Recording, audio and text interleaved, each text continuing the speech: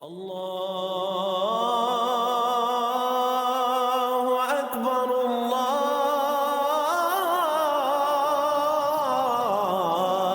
अकबर। औज़ु बिल्लाहि मिनश्शैतानिर्रजीम बिस्मिल्लाहिर रहमानिर रहीम। फ़िक्र इक़बाल में तमाम साथियों को खुश आमदीद कहता हूँ। आज बात करते हैं ख़ानदान, अहले बैत और आल में क्या फ़र्क है। हम अक्सर देखते हैं, सुनते हैं कि औलाद अली और आले नबी, यानी आल और औलाद, इसमें फ़र्क है। यानी कि औलाद कहें या ख़ानदान कहें, इसी तरह औलाद, ख़ानदान, अहले बैत और आल, तीनों में बड़ा फ़र्क है। अब वो फ़र्क क्या है, किस चीज़ का फ़र्क है? अगर हम ख़ानदान की बात करें, ख़ानदान या औलाद वो होती है जिसको ब्लड मिलता है, खून मिलता है, जिसके साथ खूनी ताल्लुक़ है, वो ख़ानदान भी है, वो औलाद भी है। लेकिन मौला अली अलैहिस्सलाम की जो औलाद है, इसका ताल्लुक़ खूनी भी है और नूरी भी है, क्योंकि आपकी औलाद सरापा नूर है। क्योंकि मौला अली और ख़ातून जन्नत सरापा नूर हैं।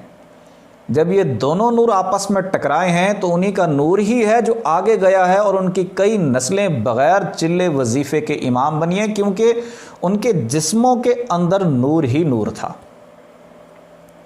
अगर देखा जाए, अबू जहल, अबू लहब, वो ख़ानदान तो था लेकिन नूर नहीं था। अब अहले बैत क्या होता है? अहले बैत वो है जिसको नूर भी मिले या अर्ज़ी अरवाह मिले।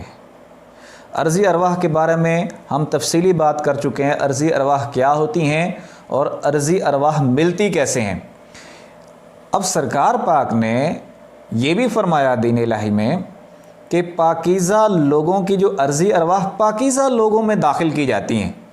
अहले बैत की अर्ज़ी अरवाह अहले बैत में ही शामिल की गई थी। इसी तरह अब आल का कॉन्सेप्ट क्या है? आल वो है जिसको तिफ़्ले नूरी मिला। जिसको तिफ़्ले नूरी मिले, ये रूहानी तालीम का सबसे आखिरी पॉइंट, आखिरी लम्हा है और सबसे आखिरी मंजिल है। इससे आगे कोई मंजिल है ही नहीं रूहानियत में।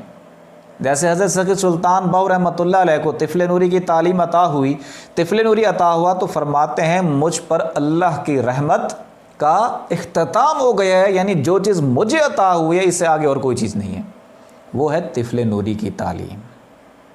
अब आका दो जहां मोहम्मद मुस्तफ़ा सल्लल्लाहु अलैहि वसल्लम जलवा अफरोज़ हैं, ख़ातून जन्नत हैं, मौला अली हैं और हसनैन करीमैन हैं।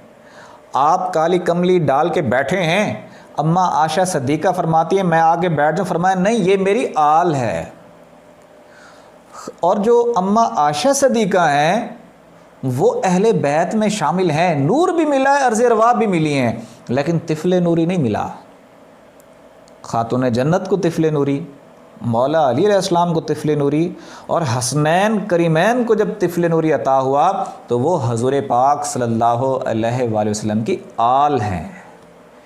जो औलाद अली है वही आले नबी है। जो मौला अली अलैहिस्सलाम की औलाद है, आका दो जहां मोहम्मद मुस्तफ़ा सल्लल्लाहु अलैहि वसल्लम ने उसी को ही तिफ़्ले नूरी अता किया।